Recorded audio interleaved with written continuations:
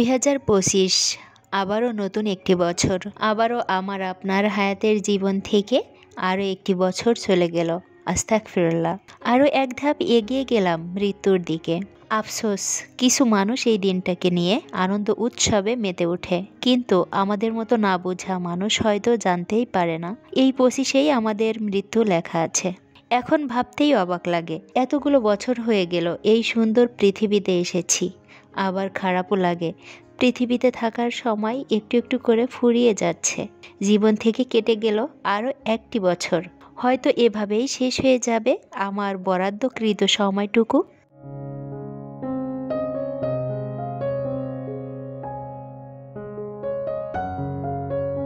আসসালামু আলাইকুম, আমি নাসরিন নাহার আছি আপনাদের সাথে। বাংলাদেশি ব্লগার নাসরিন চ্যানেলে আপনাদের সবাইকে আরও একবার স্বাগত জানাই। কাছে এবং দূরে যে যেখান থেকে আমার এই ভিডিওটি দেখছেন, আশা করছি আল্লাহর অশেষ রহমতে আপনারা সবাই ভালো আছেন। আলহামদুলিল্লাহ, আমরাও ভালো আছি।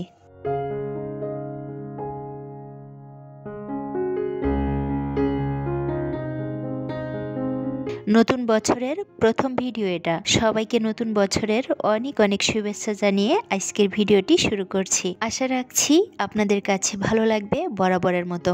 গতকাল রাতে মাইমুনার বাবা কিছু ভাপা পিঠা এনেছিল, তো রাতে আর খাওয়া হয় নাই, ফ্রিজে রেখে দিয়েছিলাম। সকালে গরম করে নিয়েছিলাম আর চা বানিয়ে নিয়েছিলাম। তো এটাই ছিল আমাদের সকালের নাস্তা। শীতের সকালে পিঠা খেতে আমার কাছে খুবই ভালো লাগে। মাইমুনার বাবা কিছু ফল এনেছিল, তো এখন আমি ফলগুলোকে একটু গুছিয়ে রাখবো। কমলাগুলো তো ওভাবেই রেখে দিয়েছি, তবে আপেলগুলো আমি একটু ভিনেগার পানিতে আধা ঘন্টা মতো ভিজিয়ে রাখবো। এরপর যে দুপুরে রান্না করব সেটার প্রিপারেশন নিয়ে নিচ্ছি। শীতের বেলা সকাল থেকেই কিন্তু রান্নার আয়োজন করতে হয়, না হলে দেরি হয়ে যায়। তো গরুর মাংস এনেছিল, মাংসটা দেখে মনে হচ্ছিল অনেক ভালো হবে। এরপর আমি যে মাছ রান্না করব সেটাও ফ্রিজ থেকে বের করে একটু ভিজিয়ে রাখলাম। এখন চলে এসেছি রান্নার বাকি প্রসেসে। একাটি পালং শাক কিন্তু অলরেডি ফ্রিজে আছে। মাইমুনার বাবার সেটা জানা ছিল না। ফল কেনার সময় এই শাকগুলা তার চোখে পড়ে, তো দেখে ভালো মনে হয়েছিল, তাই আবার ও 2 মুঠো নিয়ে এসেছে। এগুলা এখন আর রান্না করব না, এগুলাকে বেছে তারপর ফ্রিজে রেখে দিব। তো শাকটা আমি কিভাবে ঝটপট বাছি সেটাই আজ আপনাদের সঙ্গে একটু শেয়ার করছি। শাকের মুঠো ধরে আমি গোড়ার অংশটা এভাবে কেটে নিয়েছি। এরপর আমি কিন্তু শাকটাকে সুন্দর করে বেছে নিচ্ছি।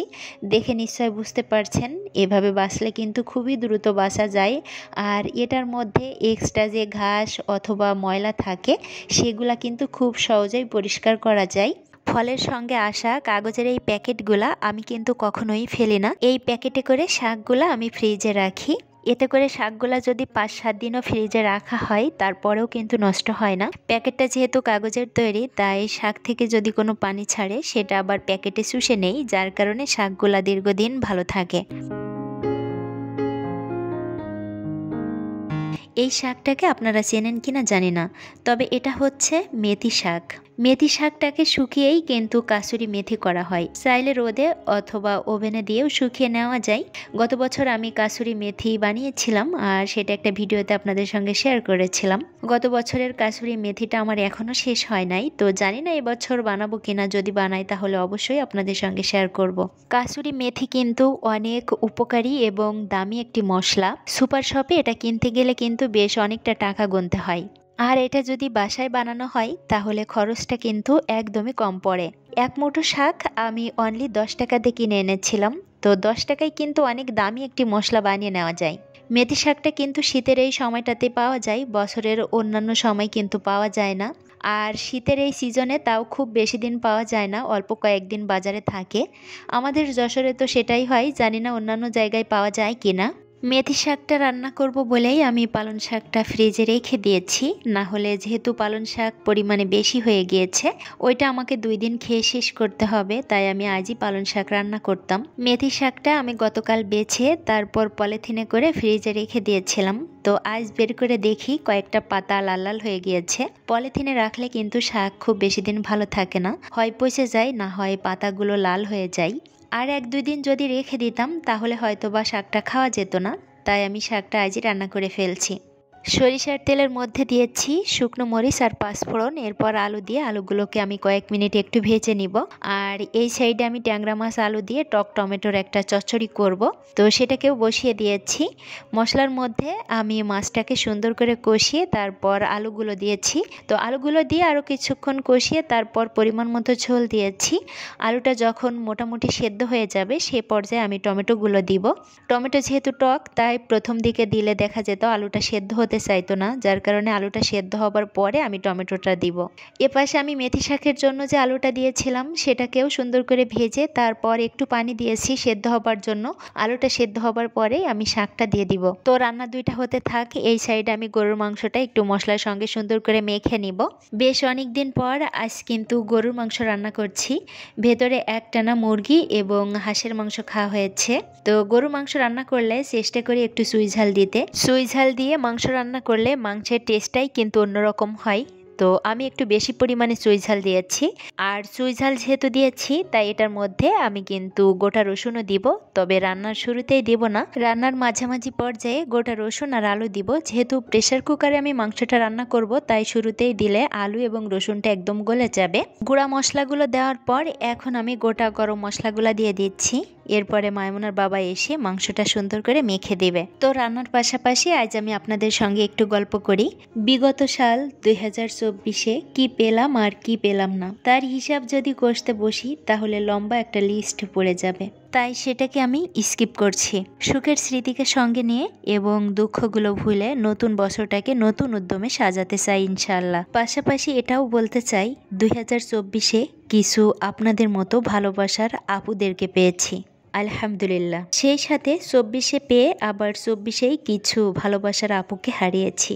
আমি মনে করি যে কোনো সম্পর্কে যদি ভুল বোঝাবুঝির সৃষ্টি হয় তাহলে সেই সম্পর্ক বয়ে না নিয়ে ছিন্ন করাই উচিত। তাহলে সম্পর্ক ছিন্ন হলেও তিক্ততা আসে না, সুখের স্মৃতিগুলো তোলা থাকে।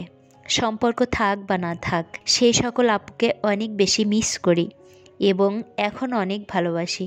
সব সময় তাদের জন্য শুভকামনা করি। আর যে আপুরা এখনও আমার সঙ্গে আছেন, আমি চাই আপনারা আমার হাতটা এভাবে শক্ত করে ধরে থাকবেন বাকি দিনগুলোতে ইনশাআল্লাহ। আমি কাউকে হারাতে চাই না, কারণ হারানোটা অনেক বেশি বেদনার। তাই সবাইকে নিয়ে আমি আগামীর পথগুলো চলতে চাই। দোয়া করি আমার সকল প্রিয় আপুদের মনের নেক আশাগুলো 2025-এ আল্লাহ যেন পূরণ করেন এবং পরিবার নিয়ে সুখে শান্তিতে থাকতে পারেন। সেই সাথে আমি ও আমার পরিবারের জন্য আপনাদের কাছে দোয়া চাইছি।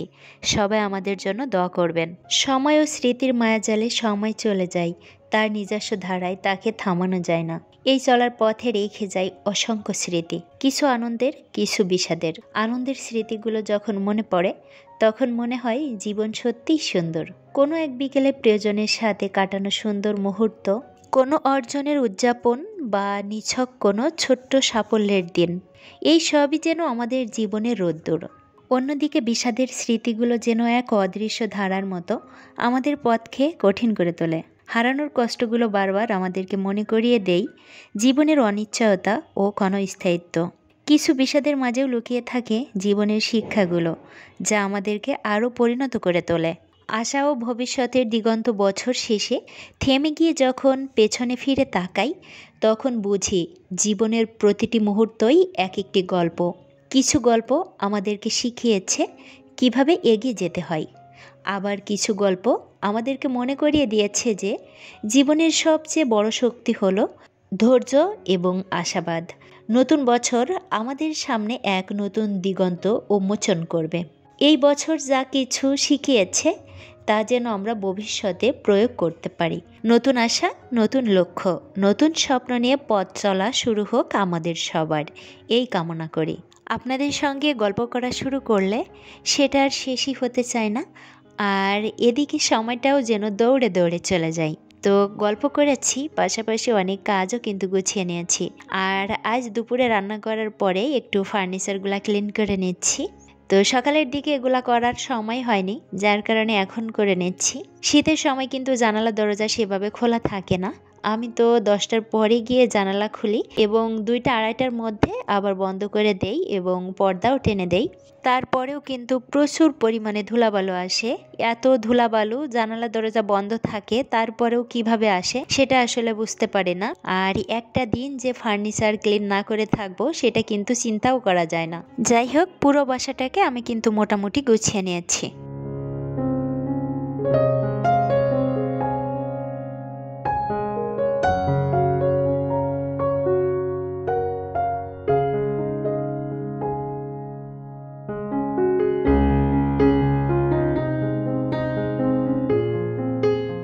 বিকেলের দিকে চলে আসলাম একটু পিঠা বানাতে। আর আজ আমি মেরা পিঠা বানাবো। তো চালের গুঁড়িটাকে আমি সুন্দর করে ঢেলে নিচ্ছি। এই পিঠা এর আগে আমি কখনোই বানাই নাই, আবার আমার জীবনেও আমি কখনো খাই নাই। তো আজ প্রথম বানাচ্ছি এবং আজ প্রথমে আমি এটা খাবো। ইউটিউবে দেখে নিয়েছি এটা কিভাবে বানানো হয়। অনেক আপুদেরকে দেখি এই পিঠাটা বানাতে, তো আমারও মন চাইলো যে এটা আমিও বানাবো, দেখি পারি কিনা। যাই হোক, প্রথমবার ট্রাই করছি। তো আলহামদুলিল্লাহ, প্রথমবার হিসেবে কিন্তু অনেক ভালোই হয়েছিল পিঠাটা। চালের গুঁড়িগুলো আমি সুন্দর করে ঢেলে নিয়েছিলাম। এরপরে স্বাদ অনুযায়ী লবণ আর একটু নারকেল কোড়া দিয়ে দিয়েছি। নারকেল কোড়া পরিমাণে একটু বেশি দিয়েছি, কারণ আমি শুনেছি এটার মধ্যে নারকেল কোড়া বেশি দিলেই নাকি খেতে বেশি ভালো লাগে। লবণ আর নারকেল কোড়া চালের গুঁড়ির সঙ্গে সুন্দর করে মিলিয়ে নিয়েছি। এ পর্যায়ে ফুটন্ত গরম পানি দিয়ে আমি ডোটা তৈরি করে নিব। আর পানিটা একবারে দিব না, অল্প অল্প করে দিব, কারণ একবারে দিলে বেশি হয়ে যেতে পারে। তাই আমি অল্প অল্প করে দিয়ে কয়েকবারে পানিটা মেশাবো।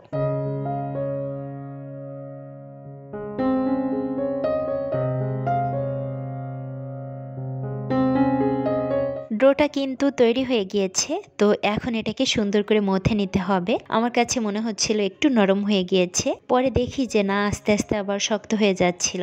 যেহেতু এটা শুকনো চালের গুঁড়ি ছিল, তার উপরে আমি আবার ঢেলে নিয়েছিলাম, তাই এটাতে কিন্তু একটু পানি টেনে নিয়েছিল।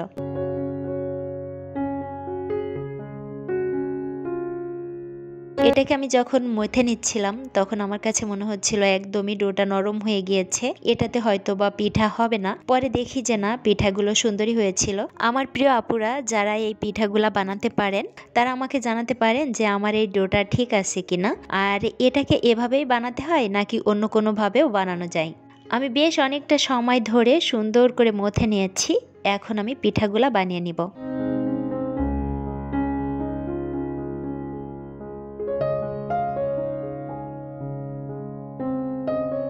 পরিমাণ মতো একটু আটা নিয়ে এরপর আমি 2 হাতের তালু দিয়ে এটাকে এভাবে বানিয়ে নিচ্ছি। আর সব পিঠাগুলাই আমি একইভাবে বানিয়ে নিয়েছিলাম।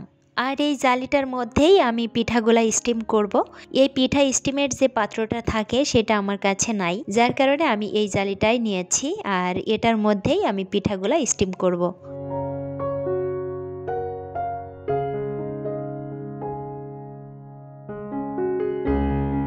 পিঠা স্টিমের জন্য পানিটা আমি আগেই গরম বসিয়ে দিয়েছিলাম। তো পানিটা ফোটার পরেই আমি যে জালিতে পিঠাগুলা স্টিম করব সেটা আমি পানির উপরে বসিয়ে দিয়েছিলাম। এরপর ঢাকনা দিয়ে ঢেকে কয়েক মিনিট জাল করে নিয়েছিলাম। পিঠাগুলো যখন পুরোপুরি সেদ্ধ হয়ে গিয়েছিল সে পর্যায়ে নামিয়ে নিয়েছিলাম। আর নামানোর আগে একটু ঠান্ডা পানি দিয়েছিলাম যাতে করে একটার সঙ্গে আরেকটা লেগে না যায়। তো আমি সব পিঠাগুলা কিন্তু স্টিম করে নিয়েছি। আর এগুলা দেখতে কিন্তু একদম রসগোল্লার মতো লাগছিল। তো এখন আমি টেস্ট করে দেখব। জীবনে প্রথমবার পিঠাটা খাবো। আমি প্রথম ভেবেছিলাম ভেতরটা আটা আটা থাকবে, কিন্তু না, ভেতরে কিন্তু খুব সুন্দর মতো হয়েছিল। আমি আপুদেরকে দেখেছি চিনি দিয়ে খেতে, আবার আমরা একটু গুড় দিয়েও খেয়েছিলাম। পাশাপাশি দুপুরে যে মাংসটা রান্না করেছিলাম সেটা দিয়েও খাওয়া হয়েছিল। আর যেটা দিয়েই খাচ্ছিলাম পিঠাটা খেতে কিন্তু সত্যিই অনেক ভালো লেগেছিল। আলহামদুলিল্লাহ, পিঠাটা কিন্তু একদম পারফেক্ট হয়েছিল। তো আজকের ভিডিও এ পর্যন্তই। সবাই ভালো থাকবেন, সুস্থ থাকবেন। আল্লাহ হাফেজ। আসসালামু আলাইকুম।